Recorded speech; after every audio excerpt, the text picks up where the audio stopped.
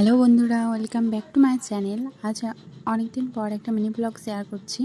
সেটা হলো দুপুরবেলার রান্নাবান্না। তো আজ আমি কি দুপুরবেলায় রান্না করেছিলাম, তো সেটাই আমি তোমাদের সাথে একটা ভিডিওর মাধ্যমে শেয়ার করছি। আজকে দুপুরে রান্নার রেসিপি ছিল আলু পটলের রসা আর মাছের ঝাল আর শাক, এইটুকুই, বেশি কিছু নয়।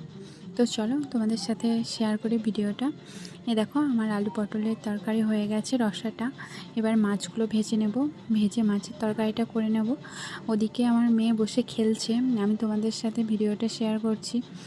তো তোমরা যেহেতু জানো আমার একটা ছোট মেয়ে আছে, তো তার জন্য আমি ডেলি মিনি ব্লগ দিতে পারি না, শেয়ার করতে পারি না।